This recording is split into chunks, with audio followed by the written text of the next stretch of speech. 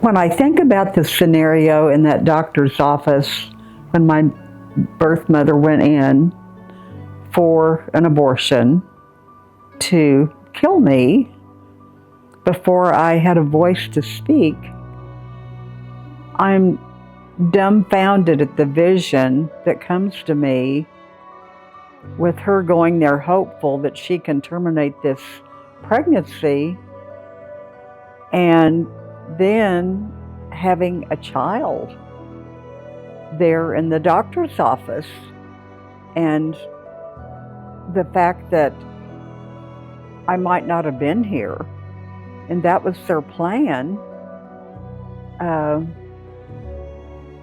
That's shocking to me. I was an adopted only child, and my parents told me when I was really young that I was adopted. In 1982, I did a search for my birth mother. And so I called information back in those days and got 2 phone numbers. I called the first phone number and a woman answered. And I said, "Dorothy, my name is Karen." And she says, "I know who you are. I know why you're calling." And she told me she always wanted to know where I was and know I was okay. We talked on the phone for hours and days. And shortly after that, she got in her little Toyota and drove to Oklahoma City, and I met her in person. When she came to my house, I was more focused on being a good hostess and just listening to her. And she cried the whole week. She stayed with me about a week, and she cried through that whole week.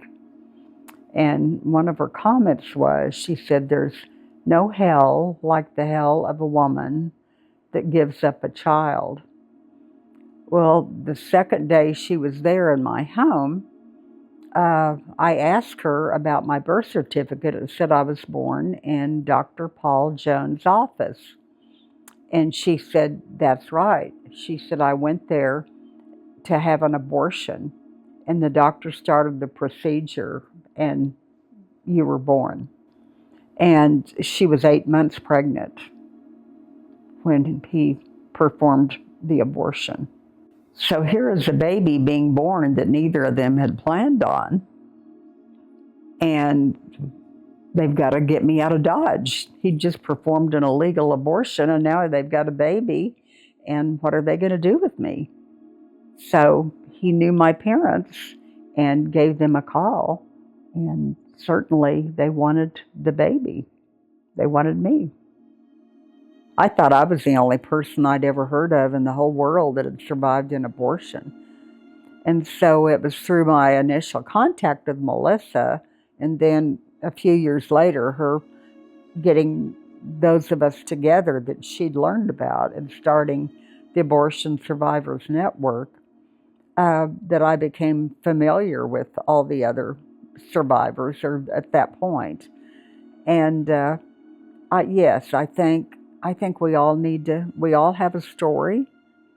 And I think if we touch one person or stop another child from being aborted, I think we will serve our purpose. The hardest part of being a survivor would be the realization that I wasn't wanted.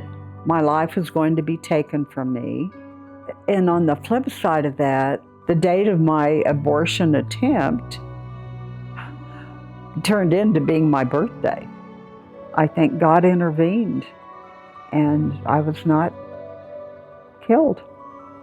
God rescued me. So I'm very grateful for godly parents, good parents that chose me.